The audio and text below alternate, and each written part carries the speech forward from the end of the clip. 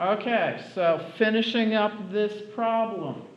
If I hadn't spent so much time talking about how to graph the things, I could have finished this problem in the previous video, but oh well.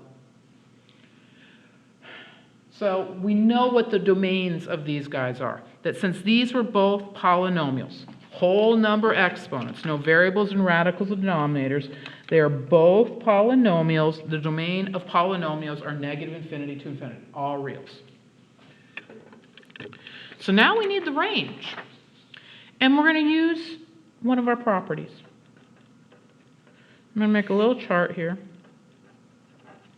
So domain and range. F of x equal 3x plus 6.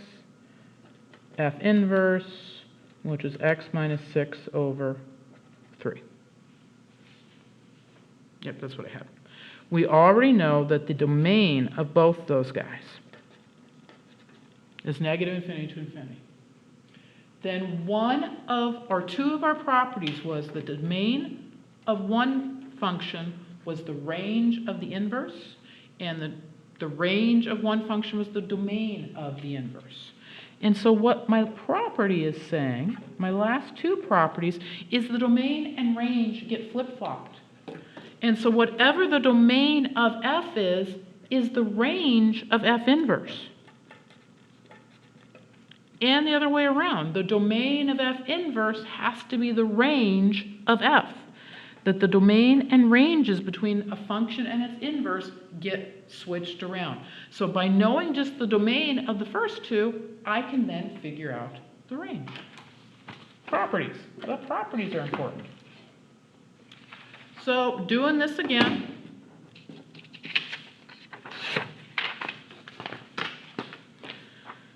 Same instructions, just a new function. F of x equal 4 over x plus 2. Do the following. Find an equation for f inverse. So 1, replace that with a y. 2, interchange the x and the y. And then 3, solve for y. So I'm looking at that, and the first thing I'm going to do is clear my fractions. So I'm going to multiply all terms by y.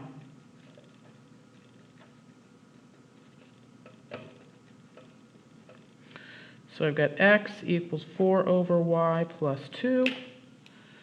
So multiply everybody by y, y, y, y. And go all the way up there to finish it.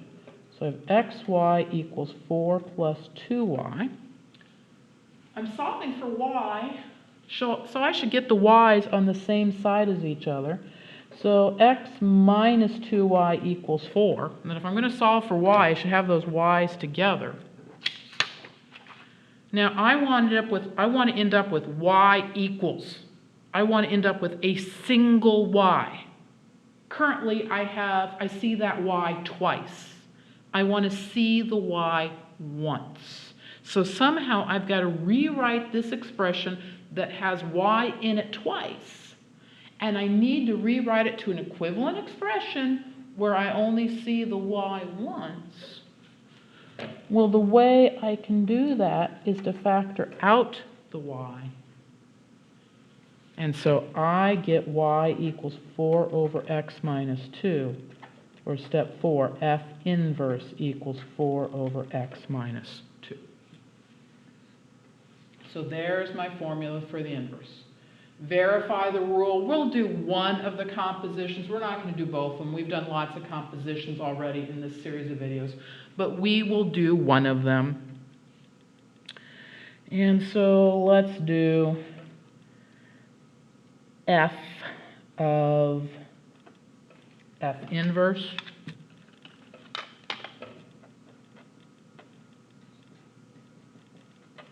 And so I go on the inside. And I replace f with its formula, f inverse with its formula, which we say is 4 over x minus 2.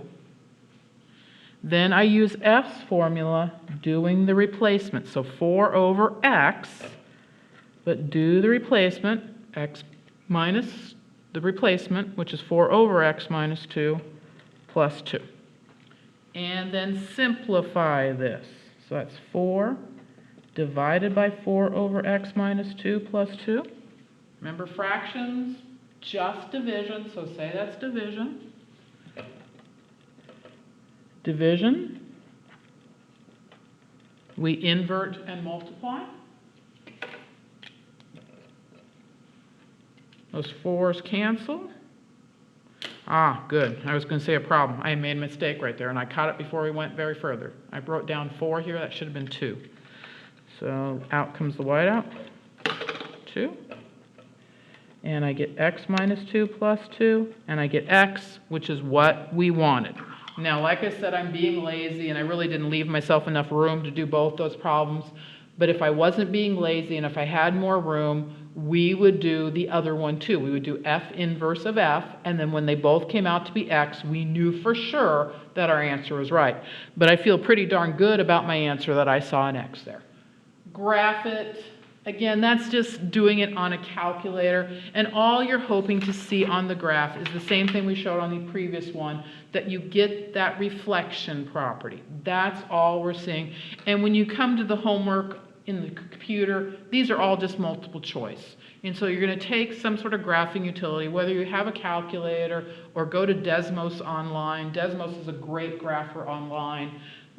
Graph them, and you're hoping to see that reflection across the line y equals x. So just do it on a calculator. Okay, use interval notation to find these guys. And so we're going to actually start letter D up here. And so we had f of x was equal to 4 over x plus 2. Its domain, fractions. So we talked about this, I guess, last section. We said for a fraction, for a rational expression, fraction, the domain was all reals except any number that causes the denominator to become 0. Well, I look at this denominator. The number that's going to cause that denominator to become 0 is 0. So my domain here is negative infinity to 0, 0 to infinity. All real numbers except anything that causes the denominator to become 0. And over on the next one, we came up with that the inverse, didn't write a -1 there, that the inverse was 4 over x minus 2. Well, the same idea. It's a rational function. The domain is all reals except any number that causes the denominator to become 0.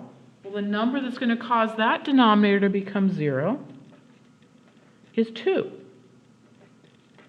And so the domain of the function 4 over x minus 2 is negative infinity to 2, 2 to infinity, with parentheses, because parentheses exclude a number. So now I can do the same chart that I did before. Domain, range, f, and f inverse. I know those two domains.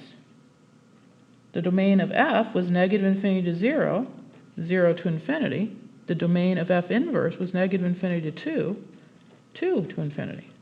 And because I know those two domains, and because I know that they are inverses, I can just swap those around. So then the range of f becomes this domain, so negative infinity to 2, 2 to infinity, and the range of f inverse is the domain of f, that they just get swapped around, and so this is negative infinity to 0, 0 to infinity. And that's that one. Okay, moving on to the last set of problems. And it really is the same idea. What I'm actually practicing each time for you is the different ways we can do those steps of finding the formula. Okay, the cube root of x minus 5. Do the following. So 1, y equals the cube root of x minus 5.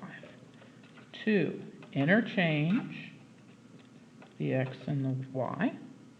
And then 3, solve for y. Now we haven't specifically done a problem like this, but we've done something close. We've done square roots. This is a cube root.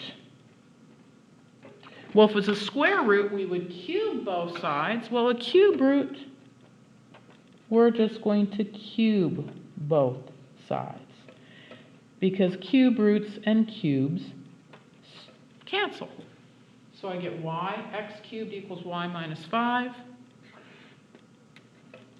And so what that's going to give me, y equals x cubed plus 5.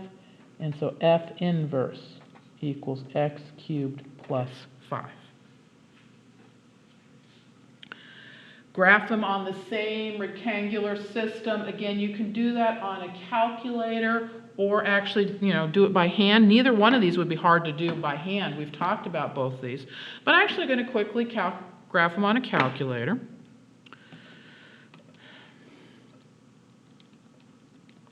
Your calculator actually has a cube root, but a cube root, easier to type in, is the same thing as an exponent of 1/3. So I'm just going to type it in with an exponent of 1/3.